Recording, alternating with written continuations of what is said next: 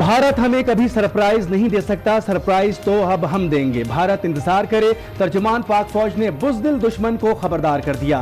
भारत दुश्मनी में भी झूठ का सहारा लेता है। हिम्मत है तो आएं और फजा में 21 मिनट तक रहकर दिखाएं। हमारी एयरफोर्स हर वक्त फजा में रह सकती है। भारतीय तैयारी अगर किसी मोर्चे पर भी अटैक करते तो एयरफोर्स तैयार थी। भारत ने कहीं कोई अटैक नहीं किया। DGISPR ने भारतीय दावा मुस्तरद कर दिया। कहा झूठ के कोई पांव नहीं होते।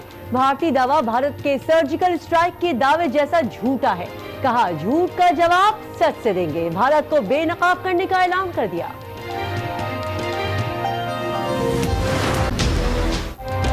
भारतीय तैयारों की मुजफ्फराबाद सेक्टर से दरअंदाजी की कोशिश। पाक फजाइया की बरवक्त और मौसर कार्रवाई। शाहीन फजा में आए तो मोदी सरकार के तैयारे भाग निकले। बदहवास भारतीय तैयारे अपना पेलोड भी फेंक कर फरार।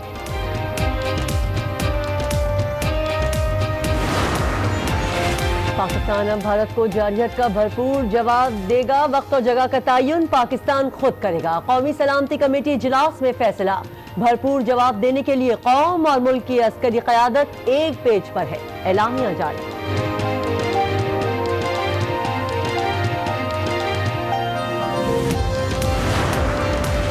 वज़ीर-ए-आज़म इमरान खान ने फौज और कौम को तैयार रहने की हिदायत कर दी। कल पार्लियामेंट का मुश्तरका इजलास तलब कर लिया। नेशनल कमांड अथॉरिटी की बैठक 27 फरवरी को होगी। बिना मुशावरत एक नॉन OIC मेंबर को, जो कि ना OIC का मेंबर है और ना ही ऑब्जर्वर है, उसको दावत दी गई। OIC में सुषमा स्वराज की शिरकत पर तहफ़्फ़ुज़ात हैं। मुसलमानों पर जुल्म करने वाला मुल्क OIC में शिरकत नहीं कर सकता। वज़ीर ख़ारजा की प्रेस ब्रीफिंग। कहा भारत ने OIC के बानी रुकन पर जारहियत का मुज़ाहरा किया। सऊदी वज़ीर ख़ारजा को तशवीश से आगाह कर दिया। UAE से भी राब्ता किया जाएगा।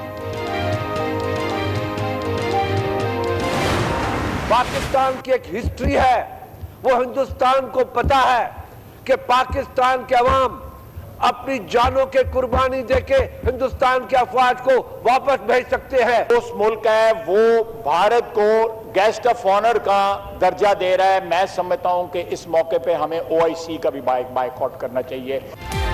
भारत को हम बताएंगे जंग क्या होती है। खुर्शीद शाह का कौमी असेंबली में खिताब। ख्वाजा आसिफ का भारत को शिरकत की दावत पर OIC के बाइकॉट का मुतालबा। सूबाई असेंबलियों में भी भारतीय जारहियत के खिलाफ मजम्मती करारदाद पास। ऐवान पाकिस्तान जिंदाबाद के नारों से गूंज उठे। Resolution is passed unanimously.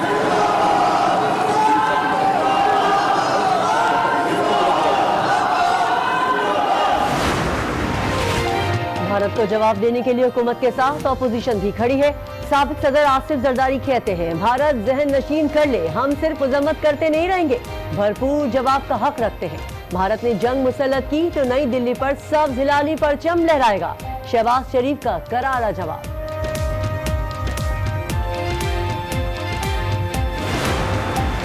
Pak Bharat कशीदगी पर चीन का रद्द अमल। दोनों मुल्कों को बर्दाश्त का मशवरा। ताल्लुकात बेहतर बनाने की ख्वाहिश का इजहार। चीनी वज़ारत ख़ारजा ने कहा पाक भारत अच्छे ताल्लुकात खित्ते के मफाद में हैं।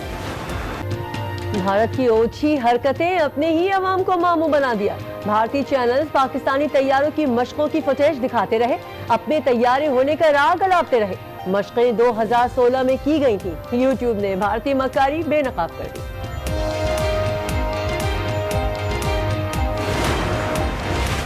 इस परचम के साए तले हम एक हैं। अवाम ने भारत को पैगाम दे दिया। कहते हैं भारत नफ्सियाती खौफ का शिकार है। मोदी सरकार की इंतखाबी मुहिम का स्क्रिप्ट भी कभी कामयाब नहीं हो सकता। हिंदुस्तान होश के नाखून ले। हर पाकिस्तानी मुल्क की दिफा के लिए फौज के साथ खड़ा है। पाकिस्तान ने उसका भरपूर जवाब दिया है और वो अपना इवन के वो चीज़ें छोड़ के भी वापस भागे। तो हमारी तरफ मैली आंख उठा के देखेगा तो हमारी जो मुसल्लह अफवाज है और अब पूरी कौम उनको बड़े अच्छे तरीके से जवाब दे सकती है।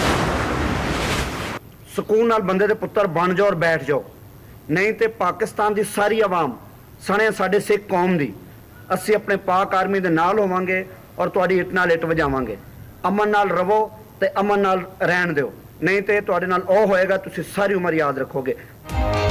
की बरादरी भी पाकिस्तान के दिफा के लिए पुराज़ी, भारत की ईंट से ईंट बजा देंगे, सिख कम्युनिटी का इंतबा। हिंदू बरादरी का भी वतन अजीज से इजहार यकजहती।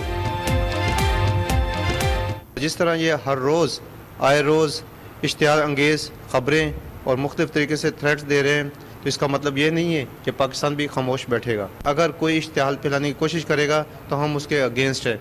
पाकिस्तान एक बहादुर मुल्क है और फौज हमारी वो नहीं है, और अभी जो करेगा तो इंडिया जो सफा खत्म हो जाएगा। कराची में 5 बच्चों और खातून की मौत का मुअम्मा हल हो गया। अमवात खटमल मार दवा से हुई। गेस्ट हाउस के कमरे में खटमल मार दवाई डाली गई थी। सरबराह बैनुल अक़वामी रिसर्च मरकज जामा कराची ने तस्दीक कर दी। बच्चों के चचा की मुद्दत में सिविल लाइंस थाने में मुकदमा दर्ज। लाहौर और झेलम समेत पंजाब के मुख्तलिफ शहरों में बरसात, शेखुपुरा में मकान की छत गिर गई, खातून जाँ बहक, शौहर और बच्चा जख्मी। पेशावर में भी बारिश, मौसम मजीद सर्द हो गया, कराची में बादलों के डेरे।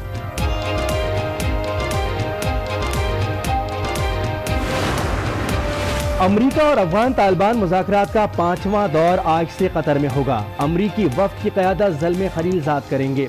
तालिबान की कमान शेर मोहम्मद के हाथ में है। मुल्ला ब्रादर भी कतर में मौजूद हैं।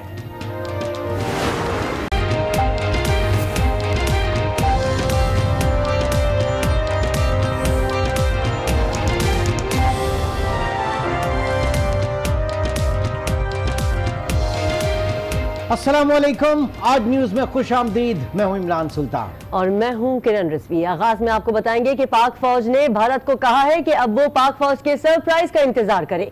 DGISPR ने कहा कि भारत ने हमें कोई सरप्राइज नहीं दिया, पाक फौज पहले ही तैयार थी, भारत अब हमारा इंतजार करे। DGISPR major general Asif Ghafoor ने भारतीय हुकूमत और भारतीय मीडिया के दावों का पोल भी खोल दिया और बताया कि झूठ के पांव नहीं होते। भारतीय दावा भारत के सर्जिकल स्ट्राइक के दावे जैसा ही झूठा है।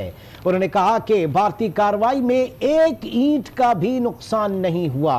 भारतीय तैयारे 3 से 4 मील पाकिस्तानी हुदूद में आए और पेलोड फेंक कर फरार हो गए। इस वक्त आपको अपडेट कर रहे DGISPR ने अब से थोड़ी देर पहले ब्रीफ किया, जिसमें उन्होंने कहा कि अब भारत पाक फौज के सरप्राइज का इंतजार करे। Senior anchor person Rana Mubashir हमारे साथ मौजूद हैं, उनसे बात करते हैं। राना साहब, DGISPR ने प्रेस कॉन्फ्रेंस की और उन्होंने भारतीय हुकूमत और मीडिया दावों का पोल भी खोल दिया और कह दिया कि झूठ के पांव नहीं होते। जी बिल्कुल ठीक कहा आपने कि उन्होंने कहा है कि सरप्राइज हम देंगे और हम वाकई ही सरप्राइज देंगे, लेकिन इसमें एक चीज मैं ऐड कर दूं कि ये जो एक्सपेक्टेशंस हैं भारत की कि जनाब उन्हें बड़े रूटीन तरीके से सरप्राइज मिलेगा, उनको रूटीन तरीके से सरप्राइज नहीं मिलेगा। मैं इस बिल्कुल वाजे कर देता हूँ, खुल के बता देता हूँ, और ये मैं कोई एनालिसिस नहीं दे रहा, मैं इंफॉर्मेशन दे रहा हूँ कि जनाब किसी भी जगह पे इंडिया में किसी भी जगह पे स्ट्राइक करेगा पाकिस्तान, और अपने वक्त के मुताबिक करेगा, अपनी चॉइस के मुताबिक करेगा और जरूर करेगा। यानी वक्त और जगह का तयन पाक फौज खुद करेगी। जी हाँ, बिल्कुल जी, वक्त का और जगह का तयन खुद करेगी और पूरे इंडिया में किसी जगह होगा। ये सिर्फ एक जगह नहीं होगा। ये अगर समझा जाए कि लाइन ऑफ कंट्रोल में जनाब पाकिस्तान रिएक्ट, नींदें उड़ जाएंगी, नींदें उड़ जाएंगी मोदी सरकार की। राना साहब, नींदें उड़ जाएंगी। मैंने दोबारा रिपीट करता हूँ, मैं एनालिसिस नहीं दे रहा, मैं इंफॉर्मेशन दे रहा हूँ कि जनाब ये इंडिया में किसी जगह भी अटैक किया जाएगा और वो सरप्राइज ये होगा जो मैं बता देता हूँ कि किसी भी जगह हम अपने वक्त के मुताबिक स्ट्राइक करेंगे, अपनी मर्जी के मुताबिक स्ट्राइक करेंगे, और ऐसा स्ट्राइक होगा जो उनके वहमो गुमान में भी नहीं है। अभी तो लेकिन भारत बड़ी खुशियां मना रहा है ना राना साहब, वो 3 दरख्त गिराकर और एक गड़ा करके। वो 3 दरख्तों में 350 मुजाहिदीन भी उन्होंने मार दिए। उनका दावा ये 350 मुजाहिदीन भी हमने जो है उनको वहां हलाक कर दिया है। ओके, ठीक है जी। अगर मैं 1 मिनट के लिए उनकी बात मान भी जाऊं, ठीक है, और मैं इंडियन मीडिया की बात मान भी जाऊं, आजकल सैटेलाइट का दौर है मेरे भाई। सैटेलाइट से उन्होंने कोई पिक्चर्स तो ली होंगी ना, वो पिक्चर तो मुझे दे दे, वो पिक्चर तो मुझे दिखा दे जहाँ पे 350 बंदा उन्होंने मारा है, वो जरा पिक्चर्स मुझे दे दें। लेकिन एक चीज जरा जहन में जरूर रखिएगा कि अगर पिक्चर्स गलत दी तो उसको भी सामने चैलेंज किया जा सकता है। अगर जिस जगह पे आप कह रहे हैं कि आपने जहाँ पे पेलोड फेंका है वो आप उसको स्ट्राइक समझ रहे हैं इंडिया वाले, तो मुझे उस जगह की पिक्चर चाहिए। वो बेचारे पिक्चर्स क्या देंगे राणा साहब, वो तो फौजी मशक़े भी पाकिस्तान की दिखा रहे हैं जो यूट्यूब पे उसका भांडा फूटा। मुनीज़ जहांगीर भी इस वक्त हमारे साथ मौजूद हैं। मुनीज़, कितनी बेबसी है इस वक्त जो भारतीय प्रेशर है भारतीय आवाम का भारतीय फौज पे, और पै दर पै वो गलतियां वो हसीमतें उठा रही है वो। और आज फिर जो सर्जिकल स्ट्राइक का उन्होंने दावा किया था, आज एयर स्ट्राइक का उनका दावा जो कि बिल्कुल मलियामेट होने जा रहा है। देखिए, जो डीजी ISPR साहब ने आज प्रेस कॉन्फ्रेंस की है वो एक बहुत अहम प्रेस कॉन्फ्रेंस थी। उन्होंने उसके अंदर 2-3 बड़ी अहम बातें की हैं जिसके ऊपर मैं बात करना चाहूंगी। एक तो उन्होंने कहा है कि 3 जगह से जहां से एक तरीके से इंट्रूजन हो रही थी उसको हमारी पाक फौज ने उसको चैलेंज किया और उसको अवर्ट किया, मगर उन्होंने ये भी कहा कि एक जगह से वो अंदर आ गए थे, we were too late in engaging, और फिर उसके बाद वो वापस चले गए मुजफ्फराबाद के रास्ते से। उन्होंने ये भी कहा, जो अहम बात है, उन्होंने ये भी कहा कि हमारे वजीर आजम साहब ने ये कहा था कि अगर वो हमला करेंगे तो हम रिटेलिएट करेंगे। इसके अंदर कोई शक नहीं होना चाहिए कि हम रिटेलिएट करेंगे, मगर उन्होंने हमला तो नहीं किया। ये उनकी वर्बटम वर्ड बाय वर्ड उन्होंने ये कहा है, जिसका मतलब ये है कि हमारी पाक फौज का ये मौकफ है कि इस वक्त हिंदुस्तान ने जिस किस्म की अटैक की वो बात कर रहा है, जिस किस्म की हमले की वो बात कर रहा है, वो हमला नहीं हुआ। सिर्फ उन्होंने जो अपना लोड है वो चूंकि एकदम पे लोड उनको उतारना पड़ा मुजफ्फराबाद के अंदर, उसको गिराना पड़ा, क्योंकि जाहिर है वो गिराना पड़ता है अगर आप की इंगेजमेंट को समझें, वॉर इंगेजमेंट को समझें, तो उसमें उन्होंने कहा है कि वहाँ पे मुजफ्फराबाद बालाकोट के इलाके, जो बालाकोट इस वक्त कश्मीर में है, उसके इलाके के अंदर उन्होंने पे लोड को जो है वो तो मुनीज़, भारत की जानिब से किए गए इस अटैक को प्रोवोकिंग अटैक कह सकते हैं? देखिए, भारत ने पहले से कह दिया था, नरेंद्र मोदी साहब ने जब 14 फरवरी को ये अटैक हुआ मकबूजा कश्मीर के अंदर, तो नरेंद्र मोदी साहब ने कह दिया था कि जी हम अटैक करेंगे और मैं अपने जो अपनी फौजी क़यादत है उसके ऊपर ये फैसला छोड़ता हूँ कि ये अटैक कब होगा, कैसे होगा और कहाँ होगा। अब सवाल ये है कि भारत के अंदर इलेक्शंस होने वाले हैं, हम सबको मालूम है, और भारत की आवाम जिस किस्म के हमें वहाँ से आते रहे हैं, हम देखते रहे हैं, उनकी आवाज़ें देखते रहे हैं, और कई माएँ भी आई हैं उन फौजियों की जिन्होंने कहा है कि आपके बच्चे तो जंग नहीं लड़ते, हमारे बच्चे जाके जंग लड़ते हैं, तो हम ये जंग नहीं चाहते। आप तो टीवी पे देखेंगे और टीवी पे आप वॉर मॉन्गरिंग करेंगे, मगर हमारे बच्चों का क्या होगा? इसलिए वहाँ पे भी बहुत सारी आवाजें हैं भारत के अंदर जो कह रही हैं कि होश के नाखून लो और जंग की तरफ मत जाओ। जिस तरह के यहाँ भी हमने देखा कि पाक फौज ने भी बार बार ये कहा कि हम जो हैं अमन पसंद मुल्क हैं, हम चाहते हैं जमहूरियत मुल्क है। पहली दफा हमने देखा कि किस तरह डीजी ISPR ने ये कहा, ये बड़ी अहम बात थी कि पार्लियामेंट की जितनी भी पार्टीज हैं उनको आना चाहिए, मुशावरत के साथ हमें एक रिस्पांस देना चाहिए। ये एक अहम बात है, और पार्लियामेंट के अंदर से आवाजें उठ रही हैं ऑपोजिशन की तरफ से जो ये कह रही हैं कि अगर हमने रिस्पांस देना है तो हमें उन लोगों की भी बात सुननी होगी जो पार्लियामेंट के बाहर बैठे हुए हैं, जैसे कि मियां नवाज शरीफ साहब की वो बात कर रहे हैं। तो मेरा ख्याल है कि इस वक्त जो है मुल्क को एक यूनाइटेड फ्रंट और एक यूनाइटेड कंसेंसस की जरूरत है। वो कहते हैं ना कि मेजॉरिटी जब एक फैसला करती है तो उसमें विजडम होती है, नेशनल विजडम होती है। तो इस वक्त हमारे मुल्क को नेशनल विजडम की जरूरत है। ये बात डीजी ISPR भी एक तरीके से कह रहे हैं, ये बात कुछ सियासतदान भी एक तरीके से कह रहे हैं, और अब ये बात अहम होगी कि जब पार्लियामेंट के अंदर ये बात जाएगी और पार्लियामेंट के अंदर डिस्कस होगी और हमारी आवाम के नुमाइंदे इसको एक बैकिंग देंगे, तो उस फैसले की जो क्रेडिबिलिटी होगी वो कुछ और होगी। अच्छा, इस वक्त तारिक चौधरी भी हमारे साथ मौजूद हैं। तारिक साहब, मुख्तलिफ जो इंडियन चैनल्स जो है वहाँ पे एक जंग का माहौल छिड़ा हुआ है। सुब्रमण्यम रामायणन जो है उनका भी एक इंटरव्यू आ रहा है जिसपे वो कह रहे हैं कि आज के इस स्ट्राइक के हवाले से कि बीजेपी को आवाम जो है वो वोट दे, जनता जो है वो आवाम को वोट दे, इस कार्रवाई को वो लिंक कर रहे हैं। तो ये एक पॉलिटिकल पॉइंट स्कोरिंग, मोदी सरकार इसको कहाँ पर लेकर जाएगी और क्या इससे वाकई हकीकतन कुछ फायदा मिलेगा उसे इलेक्शन में? इंडियन अवाम जिस तरह के मसाइल का शिकार हैं, जो रिपोर्टें वर्ल्ड बैंक की, बैन अवी इदारों की पढ़ते हैं गुर्बत के हवाले से, वहाँ जो खुदकुशियों का बढ़ता हुआ रुझान है उसके हवाले से, और दीगर जो मसाइल हैं भारत के आम आदमी के, उनको अगर देखें तो उनकी रोशनी में इस तरह के ड्रामे, इस तरह के नाटक वक्ती तौर पर तो ठीक है, वहाँ पर एक जाराना फिजा पैदा करके लोगों में जोशो खरोश पैदा कर सकते हैं, लेकिन जब इलेक्शन का वक्त आता है, जब लोगों ने वोट डालने होते हैं, तो लोग बड़े सोच समझ के बड़ी तसल्ली से फैसला करते हैं।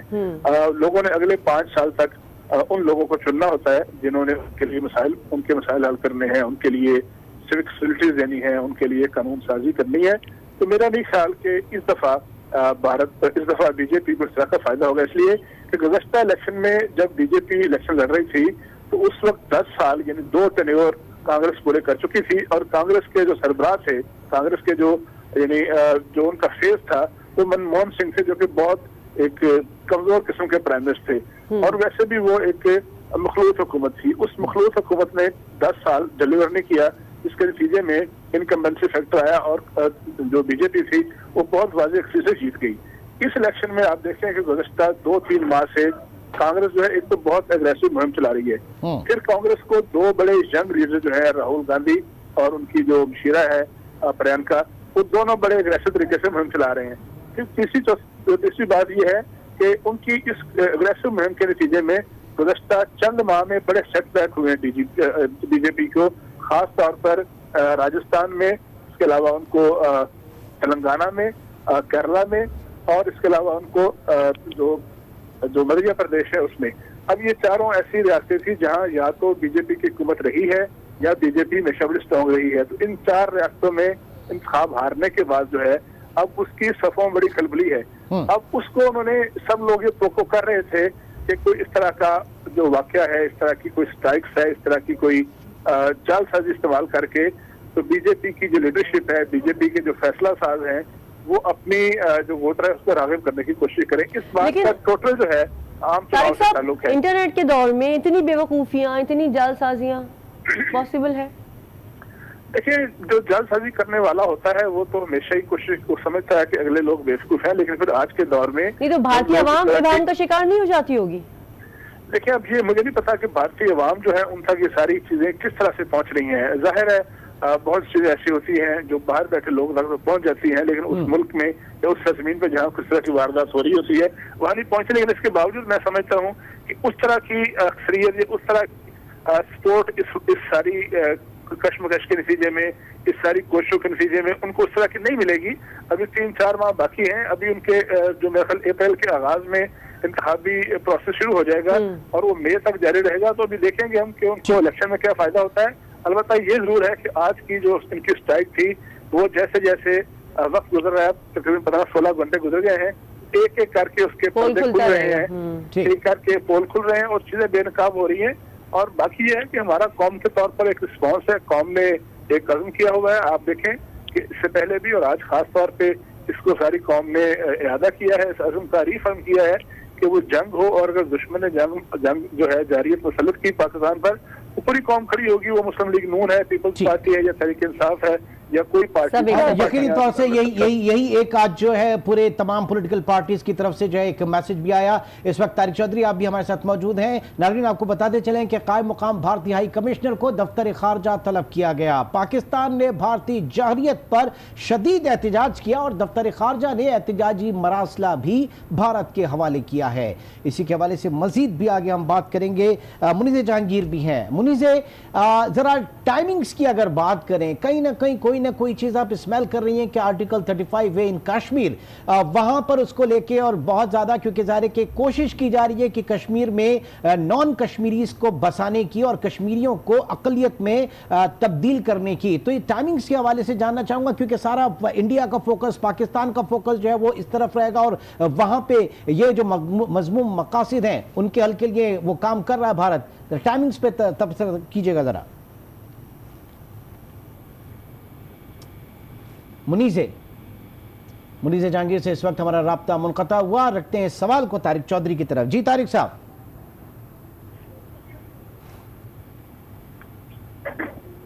तारिक चौधरी साहब, आप हमारे साथ मौजूद हैं? जी जी बिल्कुल। तारिक साहब, मैं ये जानना चाह रहा था, सिर्फ इसको अगर टाइमिंग्स को आप सामने रखें तो आर्टिकल 35A कश्मीर में कश्मीरियों को अकलियत में तब्दील करने के लिए नॉन कश्मीरीज जो है वहां पे प्रॉपर्टी भी बना सकेंगे, भारत ये मजमूम तौर पर कोशिश करना चाह रहा है। इस टाइमिंग्स को कुछ रिलेट करते हैं आपस में आप?